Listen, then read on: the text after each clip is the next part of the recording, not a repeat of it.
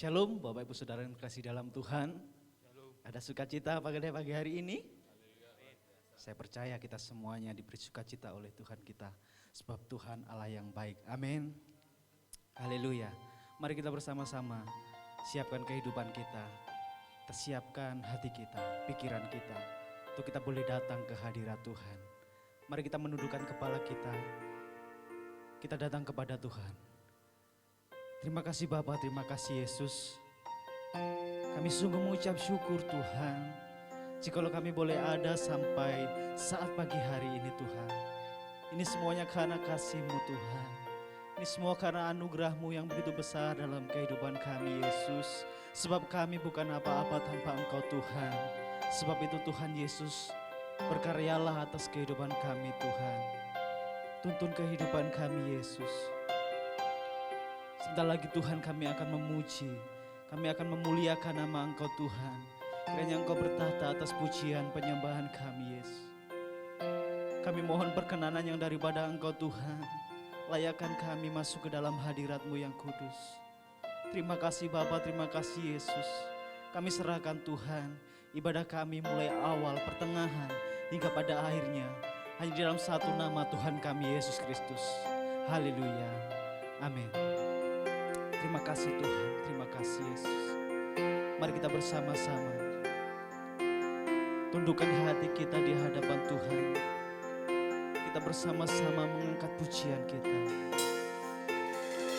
Terima kasih Tuhan, terima kasih Yesus.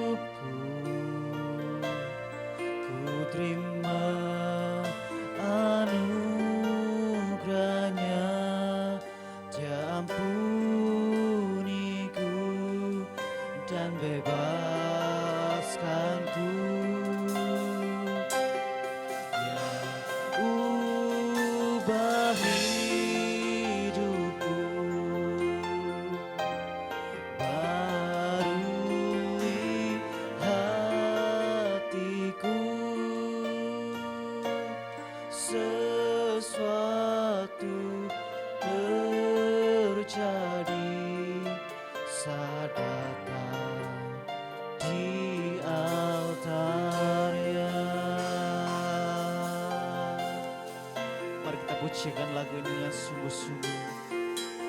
Bila hati terasa berat.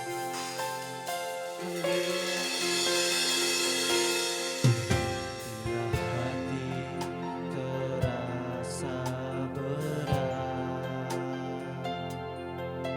tak seorang pun mengerti bebanku. Ku tanya apa yang harus ku buat. Dia berfirman mari datanglah. Dia berfirman mari datanglah.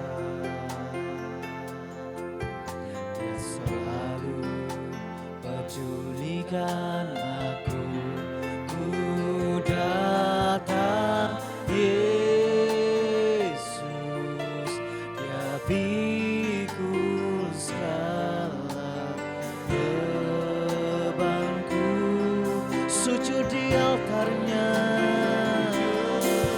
di altarnya ku bawa hidup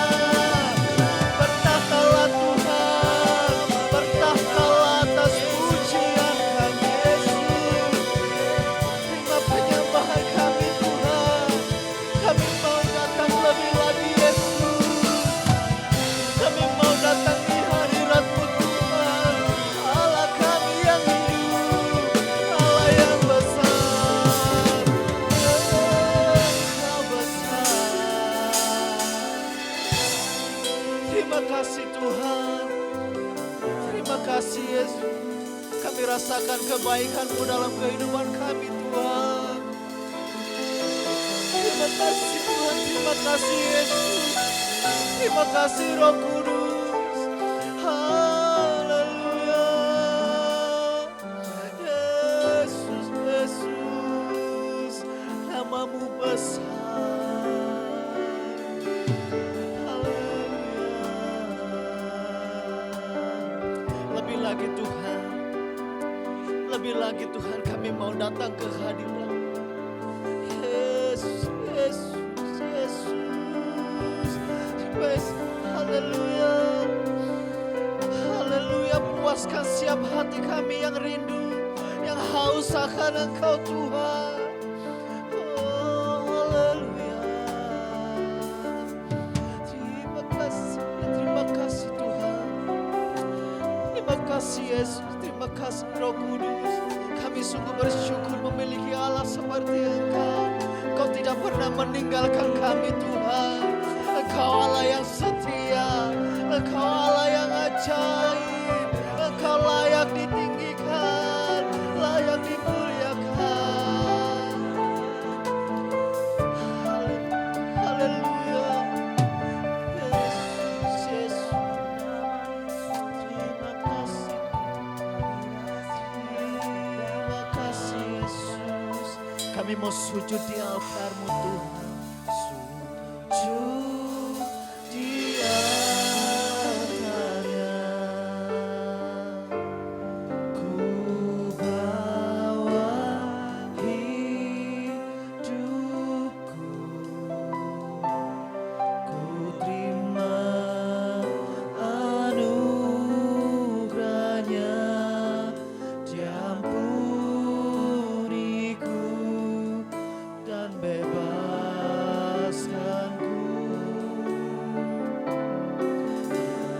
Ubah hidupku, baharui hatiku, baharui hatiku. Sesuatu terjadi, sadarkan Dia kaya.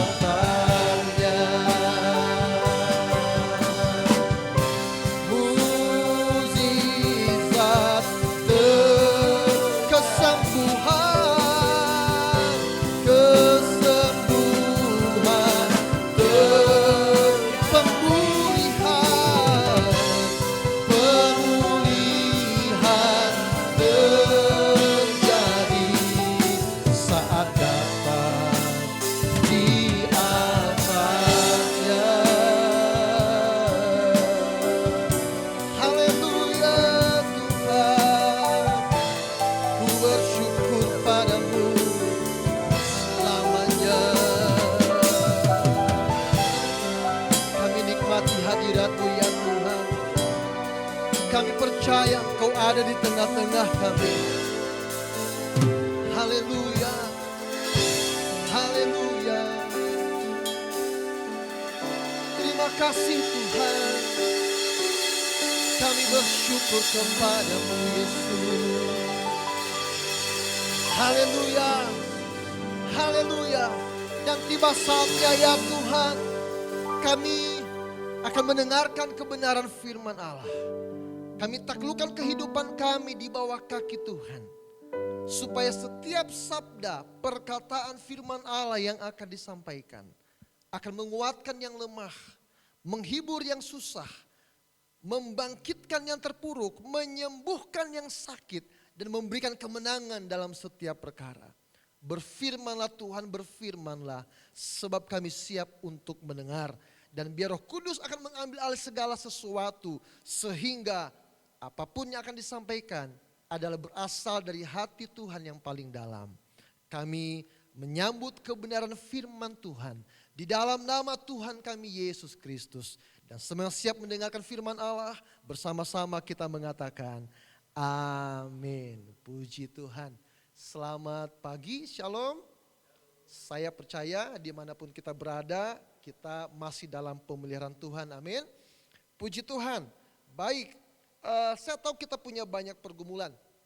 Dan mau tidak mau, suka atau tidak suka, kita harus akui bahwa pandemi corona ini telah membuat banyak orang susah. Ya, keadaan semakin sulit dan tidak ada kepastian kapan pandemi ini akan berakhir. Dan di sisi yang lain bahwa kondisi seperti ini menguji iman setiap kita. Apakah tetap kuat untuk bertahan dan percaya bahwa Tuhan sanggup menyediakan segala yang apa kita butuhkan dalam masa-masa sukar saat ini. Ataukah seperti kisah Saul yang ada dalam 1 Samuel pasal 10. Ketika dalam keadaan terjepit, terdesak, bangsa Israel akan meninggalkan dia di tengah-tengah peperangan terhadap bangsa Filistin. Lalu Saul tanpa berpikir panjang lagi, dia mengambil keputusan untuk menentang perintah Tuhan dengan mengambil bagian dari tugas Samuel untuk mempersembahkan korban kepada Tuhan. Jadi Bapak Ibu Saudara yang dikasihi oleh Tuhan, tidak ada yang terjadi secara kebetulan di muka bumi ini. Allah tetap sama, dulu, sekarang, sampai selama-lamanya. Amin. Karena itu mari kita akan melihat 1 Korintus 10 ayat ke-11. 1 Korintus 10 ayat yang ke-11 berkata begini. Semuanya ini telah menimpa mereka sebagai contoh dan dituliskan untuk menjadi peringatan bagi kita yang hidup pada waktu di mana zaman akhir telah tiba. Jadi kekasih Tuhan, Alkitab telah menuliskan banyak peristiwa untuk menjadi contoh bagi kita. Apa yang baik dan firman Allah katakan, mereka menerima berkat pertolongan Tuhan. Apa yang jahat mereka melakukannya dan mendapatkan balasan setimpal dari Tuhan. Itu yang harus kita pelajari supaya hal yang buruk tidak menimpa setiap kita. Untuk itu mari kita belajar dari sebuah perumpamaan yang ada dalam Lukas pasalnya yang ke-15. Lukas 15 dimulai dari ayat yang ke-11. Tetapi kita akan batasi terlebih dahulu sampai ayat 13 karena memang kita sangat terbatas dalam masalah waktu, ya. Sekalipun fokusnya sampai pada ayat yang ke-32. Lukas 15 ayat 11 sampai dengan 13. Firman Allah berkata begini. Yesus berkata lagi, ada seorang mempunyai 2 anak laki-laki. Kata yang bungsu kepada ayahnya, Bapa, berikanlah kepadaku bagian harta milik kita yang menjadi hakku. Lalu ayahnya membagi-bagikan harta kekayaan itu di antara mereka. Beberapa hari kemudian anak bungsu itu menjual seluruh bagiannya itu. Lalu pergi ke negeri yang jauh. Di sana ia memboroskan harta miliknya itu dengan hidup berfoya-foya. Berbahagialah mereka yang mendengar firman Allah, menyimpannya dalam hati terlebih melakukannya. Amin. Untuk kita dapat memahami apa yang hendak kita pelajari hari ini, saya memberinya judul pelajaran dari anak yang hilang. Nah, jadi Bapak Ibu Saudara yang dikasihi oleh Tuhan, sekali lagi bahwa firman Allah ditulis untuk menjadi peringatan bagi kita. Dan perumpamaan tentang anak yang hilang sebenarnya secara tidak langsung sedang berbicara kepada kita bahwa siapapun bisa berpotensi untuk menjadi seperti anak yang hilang. Ya, dan kita bisa melihat pada awal dari perikop ini tentang perumpamaan anak yang hilang, ya. Lihat bahwa dia meminta warisan kepada orang tua yang belum meninggal. Dan ini merupakan suatu hal yang sangat tidak wajar. Disinilah awal dari keterhilangan si anak bungsu ini. Ya, anak ini kurang ajar. Saya coba mencari info bahwa ternyata dalam adat Jawa mengharapkan orang tua mati ini disebut ngalup, ya, atau ora ilo. Semoga pronoun saya sesuai, ora ilo, ya. Dan biasanya kalau ora ilo itu biasanya ditambah dengan akhiran kualat gitu ya, kualat. Jadi sudah nggak pantas, ya, kurang ajar, nanti akan kena kutuk, akan kena murka dari Tuhan, ya. Nah, jadi anak si bungsu ini entah bagaimana pemikirannya, dia meminta warisan dari orang tuanya. Nah, lihat bahwa hal pertama yang bisa kita pelajari di sini ialah bahwa si anak bungsu mendahului kersane Gusti. Ya, padahal firman Allah berkata dalam Pengkhotbah 3 ayat yang pertama. Mari kita lihat Pengkhotbah 3 ayat yang pertama. Berkata begini, untuk segala sesuatu ada masanya. Untuk apapun di bawah langit ada waktunya. Firman Allah sendiri berkata bahwa segala sesuatu ada waktunya. Dan si anak bungsu ini berusaha untuk mendahului waktu yang sebenarnya belum tiba masanya. Dan anak bungsu ini merupakan anak yang kurang ajar. Anak yang tidak tahu diri. Anak yang kualat. Nah, kekasih Kristus, lihat bahwa kita bisa mendapatkan di sini bahwa hubungan kita dengan Bapa, saudara dengan Bapa yang di surga, saya dengan Bapa di surga, sebenarnya adalah bisa disamakan antara hubungan anak si bungsu ini dengan bapaknya yang dikisahkan dalam perumpamaan di Lukas pasal yang ke-15. Seperti halnya si anak yang hilang ini, maka jikalau kita mendahului waktunya Tuhan, mohon maaf, kita bisa disebut sebagai anak-anak yang kurang ajar. Ya, anak-anak yang tidak tahu diri, ya, ora ilo, dan bisa kualat sama Gusti, ya. Makanya kalau kita berusaha mendahului waktunya Tuhan, saya percaya bahwa kita punya pengalaman, ya, entah masalah yang kecil atau masalah yang besar, pasti ketika kita mendahului sesuatu yang belum waktunya, pasti ujung-ujungnya kita kena masalah, betul ya? Nah, dan kemudian kita bisa melihat bahwa ketika anak bungsu ini mengikuti apa yang dia inginkan, ujung-ujungnya ialah bahwa sepertinya di awal hidupnya baik-baik saja. Dia bisa menikmati harta yang bergelimangan dengan berfoya-foya, ya, dengan berpesta pora. Tetapi hanya sementara. Tetapi kemudian baru masalah datang ke dalam kehidupannya. Dan dia mengalami penderitaan sampai dia harus mengambil pekerjaan menjaga babi dan berusaha makan makanan babi. Satu anak yang berada di puncak yang tertinggi sampai dia nyungsep gara-gara dia berusaha mendahului waktu yang seharusnya belum tiba masanya. Kenapa saya katakan dia berada di puncak? Kalau kita melihat pada Lukas 15 ayat yang ke-17, di situ ada gambaran Bapak Ibu Saudara. Saya bacakan untuk kita semuanya. Lalu yang menyadari keadaannya, katanya, betapa banyaknya orang upahan Bapakku yang berlimpah-limpah makanannya. Lihat bahwa dalam kondisi yang sulit saat itu, Alkitab menegaskan bahwa bapaknya ini punya banyak orang upahan. Dan kalau punya tenaga kerja yang banyak, tentu disebut orang yang cukup kaya. Dan kemudian makanannya berlimpah-limpah. Apalagi itu menegaskan bahwa posisi bapa dari si anak yang terhilang ini bukan posisi yang biasa saja. Tetapi saat itu si anak bungsu harus menanggung akibat dari mendahului waktu yang seharusnya belum tiba masanya. Itu sebabnya kekasih Tuhan. Pengkhotbah 3 ayat yang ke-11. Pengkhotbah 3 ayat yang ke-11 berkata begini.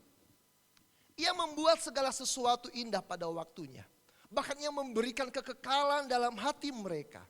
Tetapi manusia tidak dapat menyelami pekerjaan yang dilakukan Allah dari awal sampai akhir.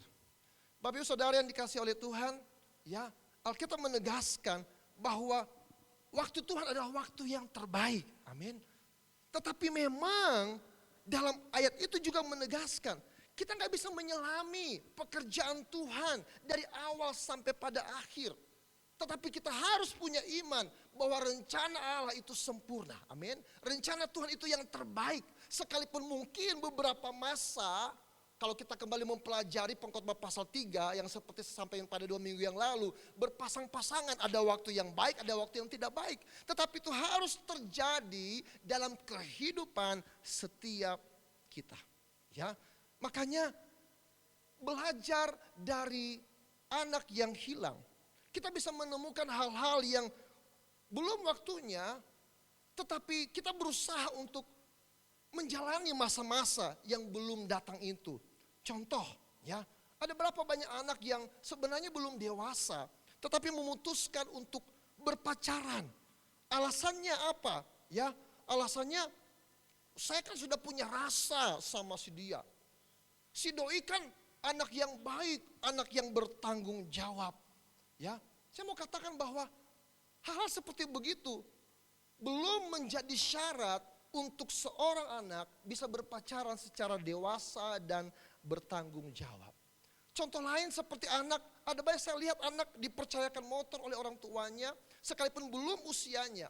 Tetapi anak ini berani bawa ke jalan raya dan lain sebagainya. Saya pernah katakan kepada kita bahwa untuk membawa motor tidak cukup hanya mampu bawa motor, tetapi sudah dewasakah seseorang untuk bertanggung jawab terhadap motor tersebut.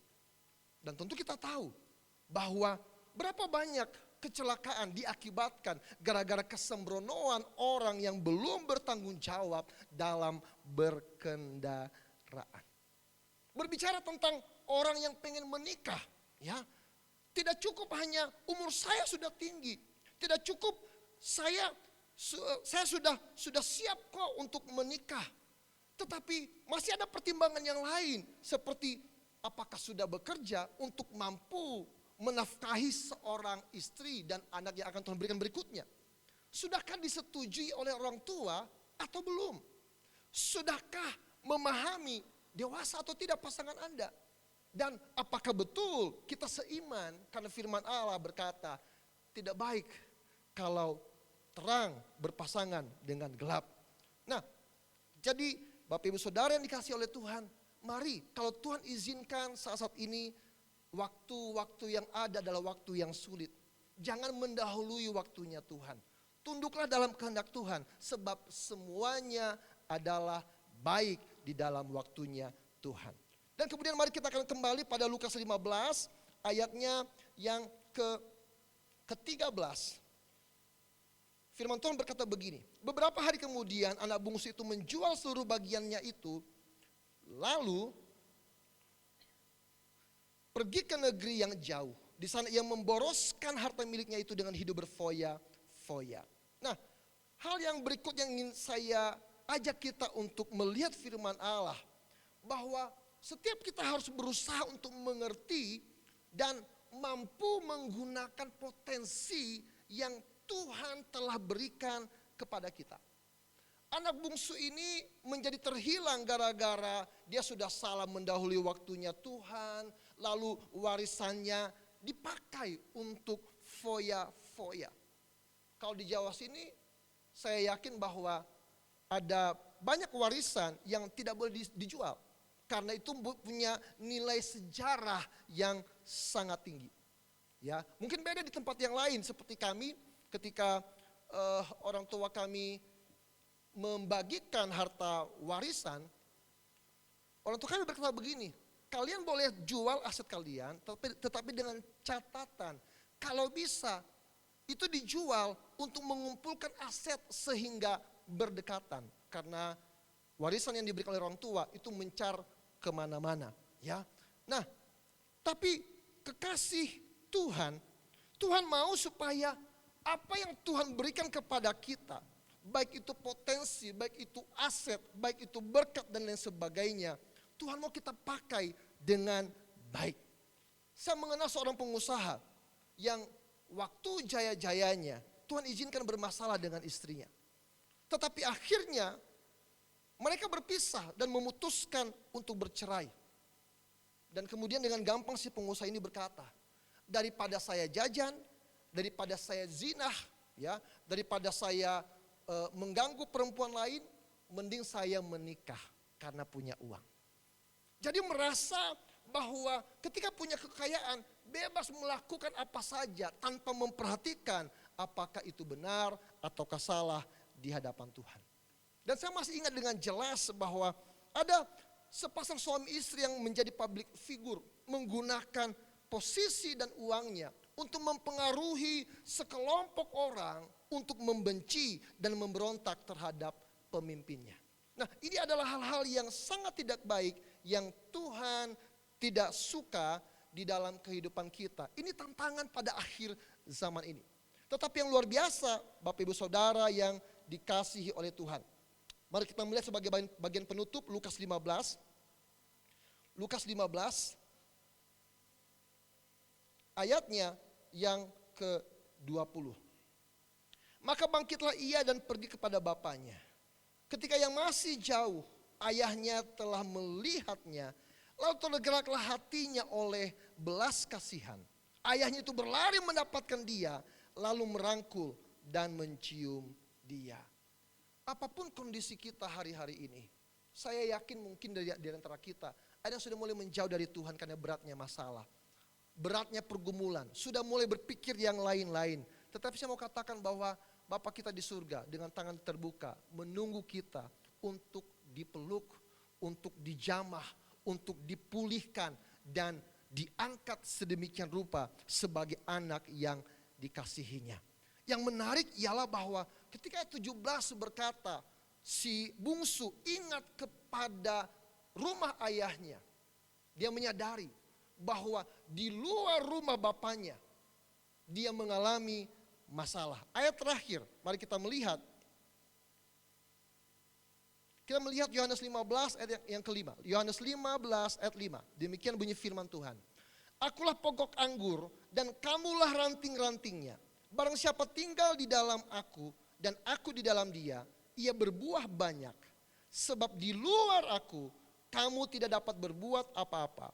Akulah pokok anggur dan kamulah ranting-rantingnya. Lihat ayat ini mengatakan di luar aku, di luar Tuhan, kita tidak bisa berbuat apa-apa. Kiranya pagi hari ini kita menanggapi panggilan Tuhan. Bahwa Tuhan akan selalu ada dalam kehidupan kita. Tapi segala sesuatu ada waktunya, ada masanya. Kalau Tuhan izinkan pandemi ini berjalan begitu saja dalam kehidupan kita, percayalah bahwa Tuhan masih mengerjakan yang luar biasa dalam kehidupan kita.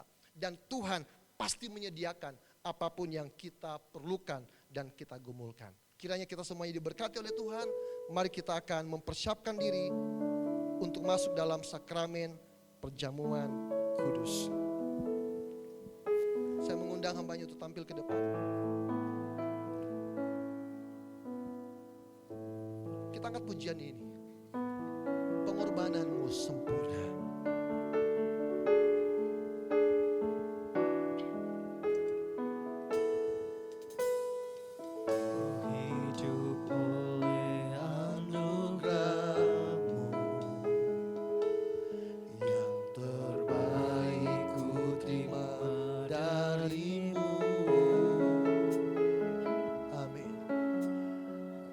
Rancanganmu indah bagiku.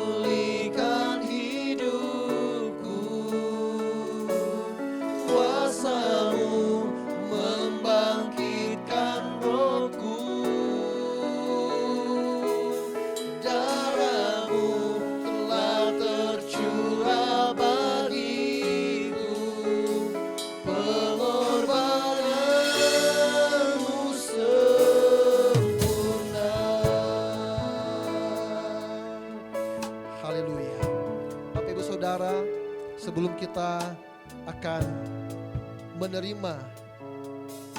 melakukan perjamuan kudus pagi hari ini, saya mohon dengan kasih Mas Dino akan menyerahkan perjamuan kudus ini di dalam doa. Terima kasih Tuhan, terima kasih Yesus buat firman-Mu yang telah Engkau perdengarkan bagi kami Tuhan. Engkau pimpin kehidupan kami Yesus. Biarlah kami menjadi anak-anak-Mu Tuhan, anak yang setia kepadamu Tuhan. Terima kasih Bapa, terima kasih Yesus. Dan sebentar lagi Tuhan, kami anak-anak-Mu Tuhan mau menerima Tuhan sakramen perjamuan kudus. Kiranya Tuhan layakkan setiap kami Tuhan, selidiki hati kami Yesus. Layakkan kami Tuhan, kami mau menerima Tuhan sakramen perjamuan kudus-Mu ini dengan pengucapan syukur kami Tuhan. Terima kasih Bapa, terima kasih Yesus. Kiranya Engkau Tuhan berkarya atas kehidupan kami Yesus. Terima kasih Bapa, terima kasih Yesus. Kami sudah berdoa dan mengucap syukur hanya di dalam satu nama Tuhan kami Yesus Kristus. Haleluya, amin. Demikianlah firman Tuhan. Sebab setiap kali kamu makan roti ini dan minum cawan ini, kamu memberitakan kematian Tuhan sampai Ia datang. Jadi barang siapa dengan cara yang tidak layak makan roti dan minum cawan Tuhan, ia berdosa terhadap tubuh dan darah Tuhan. Karena itu hendaklah tiap-tiap orang menguji dirinya sendiri. Dan baru sesudah itu ia makan roti dan minum dari cawan itu. Karena barang siapa makan dan minum tanpa mengakui tubuh Tuhan, ia mendatangkan hukuman atas dirinya. Sambil perjamuan kudus dibagikan, mari kita akan kembali mengangkat pujian ini. Ku hidup.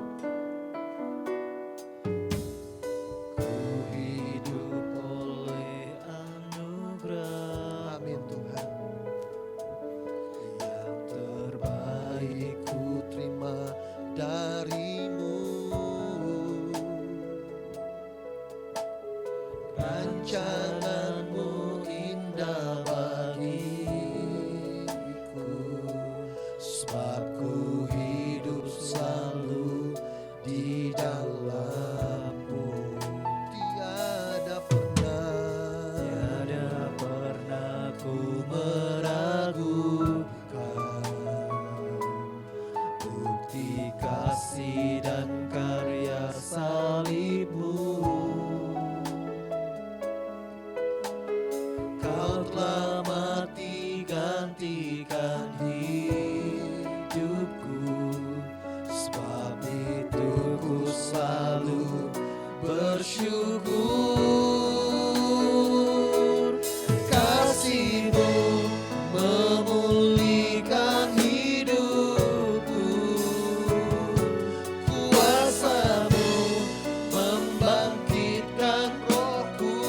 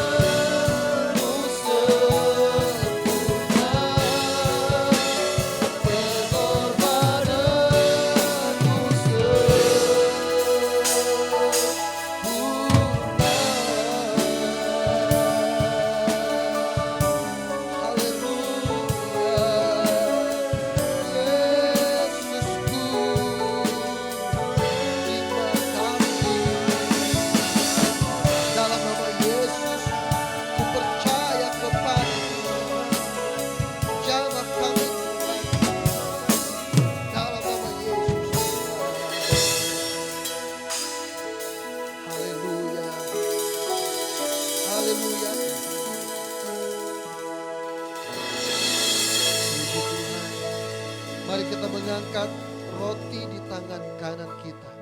Dan sebelum kita memakannya, inilah firman Tuhan bagi kita semuanya. Sebab apa yang telah kuteruskan kepadamu, telah aku terima dari Tuhan, yaitu bahwa Tuhan Yesus pada malam waktu ia diserahkan, mengambil roti, dan sesudah itu ia mengucap syukur atasnya. Ia memecah-mecahkannya dan berkata, inilah tubuhku yang diserahkan bagi kamu, perbuatlah ini menjadi peringatan akan aku. Kita makan di dalam nama Tuhan Yesus Kristus.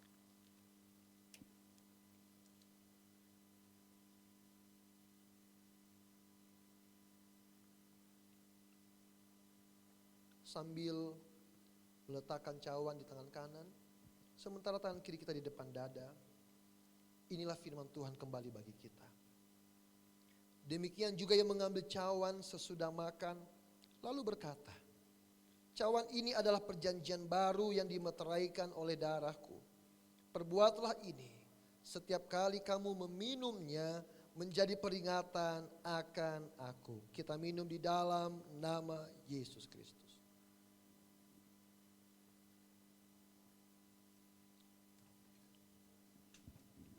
Haleluya. Haleluya. Terima kasih Tuhan. Terima kasih. Bu Gembala akan berdoa untuk kita semuanya. Haleluya, haleluya, haleluya. Kami mengucap syukur Tuhan, sungguh pengorbananmu sempurna atas setiap kami. Dan kami percaya Allah Roh Kudus, Engkau tidak akan berhenti sampai di sini, tetapi Engkau akan terus menyempurnakan karyamu atas setiap kami, pribadi lepas pribadi. Terima kasih Bapa, terima kasih Yesus, terima kasih Roh Kudus. Sekali lagi Tuhan, sungguh kami mengucap syukur, kami bangga kami memiliki Engkau, Allah yang hidup, Allah yang dahsyat, Allah yang berkuasa. Kami percaya Tuhan, Engkau yang memegang setiap kehidupan kami. Hanya di dalam nama Yesus Kristus. Haleluya. Amin.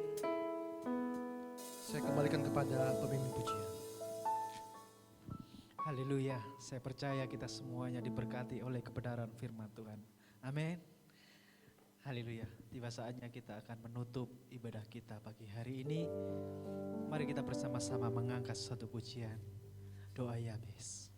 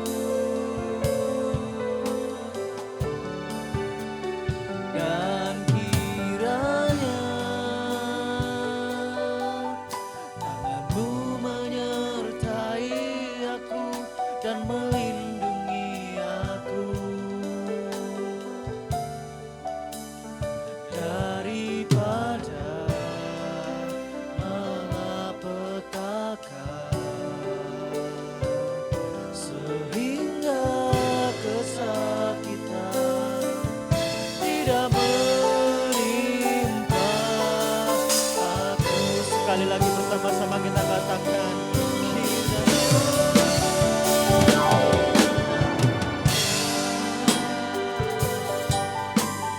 memberkati aku. Saya menjemput kita semua untuk bangkit berdiri bersama-sama. Dan Perluas daerahku.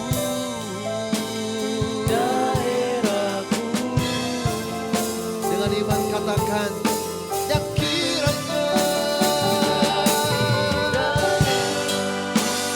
tanganmu menyertai aku dan melindungi aku daripada malapetaka sehingga kesakitan tidak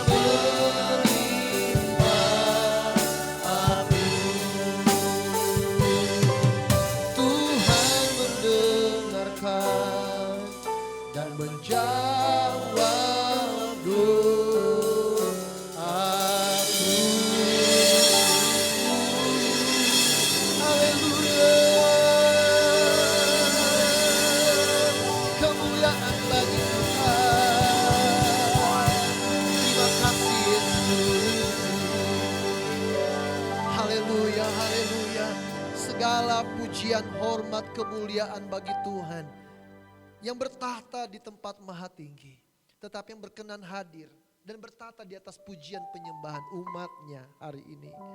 Terima kasih buat perkenananmu pagi hari ini ya Tuhan. Terima kasih buat lawatan, jamahan dan kuasa yang mengalir bagi kami dimanapun kami berada pagi hari ini. Sebab kuasamu tidak terbatas dan tidak ada yang dapat membatasinya.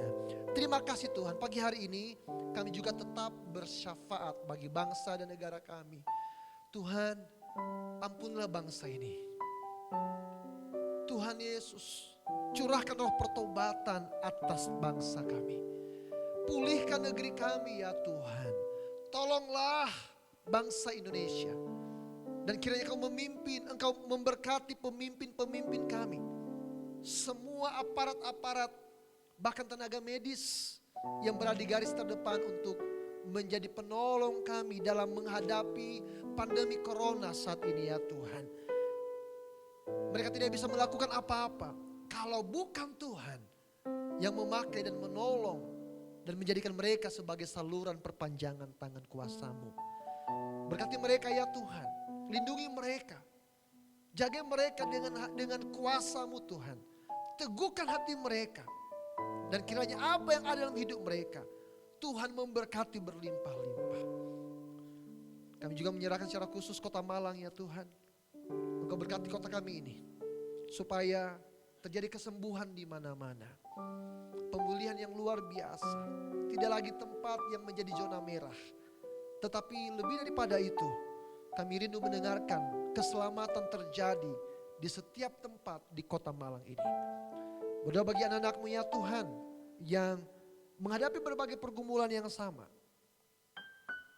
Secara khusus juga menyerahkan Pak Susman ya Tuhan. Kiranya Engkau menjamah Pak Susman dan kuasa darah-Mu dan setiap anak-anak yang bergumul untuk kesehatan. Kami bersepakat memintanya di dalam nama Tuhan kami Yesus Kristus. Juga kami mengingat anak-anak kami yang sedang sekolah dalam suasana yang berbeda. Mereka belajar secara online. Tetapi kami tahu tidak ada yang terjadi secara kebetulan. Berkat anak-anak kami dengan kepintaran, kecerdasan, hikmat, akal budi ada dalam hidup mereka sehingga generasi anak-anak kami akan berbeda dibandingkan teman-teman mereka lainnya. Sebentar kami akan mengakhiri ibadah kami. Kami mohon tutup bungkus kami dengan kuasa darah Yesus. Jauhkan kami dari segala mara bahaya kecelakaan. Tetapi sertai kami dalam perjalanan hidup kami. Dan kami pulang dari rumah-Mu karena Tuhan telah memberkati kami. Bapak Ibu Saudara, mari arahkan hatimu kepada Tuhan. Dan dengan iman, angkatlah kedua tanganmu untuk menerima seluruh berkat ini. Haleluya, haleluya, haleluya. Pulanglah dengan membawa rahmat dan anugerah dari Allah Bapa, cinta kasih dari Tuhan kita Yesus Kristus, penyertaan dan penghiburan di dalam persekutuan dengan Roh-Nya yang kudus, kiranya akan menyertai engkau mulai saat ini sampai selama-lamanya. Immanuel, Tuhan beserta kita semuanya dan semua yang telah diberkati bersama-sama kita mengatakan amin. Selamat hari Minggu, Tuhan Yesus memberkati kita semuanya. Shalom.